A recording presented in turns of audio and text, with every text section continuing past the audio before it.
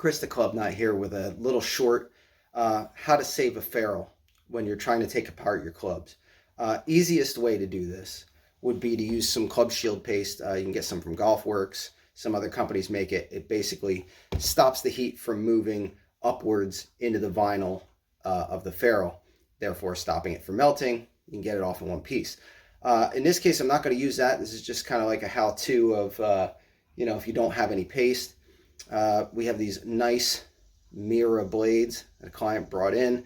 He wants to get them reshafted, and they have this beautiful, nice ferrule. I don't know if it's BB&F, but really, really nice looking and still in really good shape.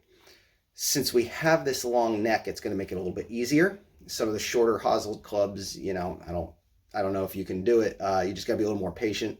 But you definitely have to watch heating the newer clubs. If they're hollow, there's a lot of like plastic, urethane inside, that sort of thing. If the heat spreads out too fast, that could be a problem going forward. But here, it's all metal, really good, nice metal. So it should be relatively conductive. Take our blowtorch. We're just going to hit it right at the bottom here for about 5 or 6 seconds. You don't want to blue the metal, obviously. It's not like we're going to heat it in one spot and hope for the best, but you don't want to get close to the ferrule. So in this case, we're going to go about 5 or 6 seconds. We'll take this.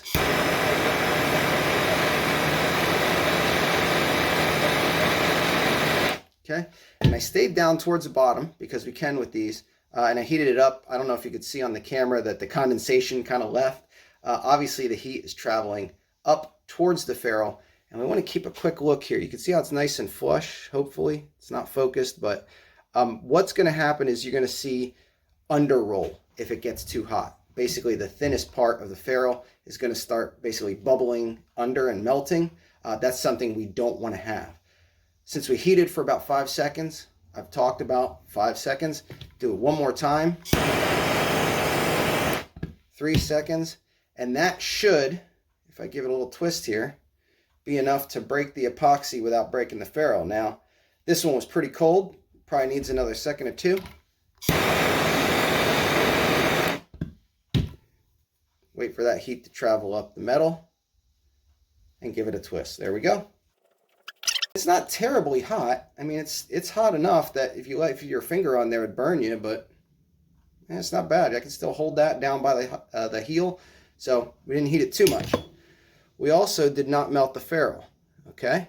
And again, not focusing, but we need to jump in here because this is the most important part. Got my hook blade, and you can see there's all this epoxy stuck in the channel of the ferrule.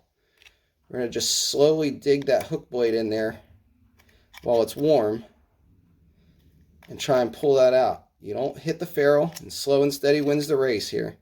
So you're just kind of pulling against it. You can see we're getting bits of epoxy out of there.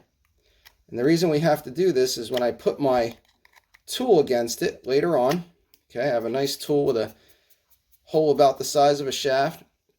I'll give it a little knock on the top. This whole ferrule is going to pop off. That epoxy's there. It's going to stretch the ferrule out on the inside. We're not going to be able to put it back on the second shaft. So I hope that helps, and we'll show you these when they're all done.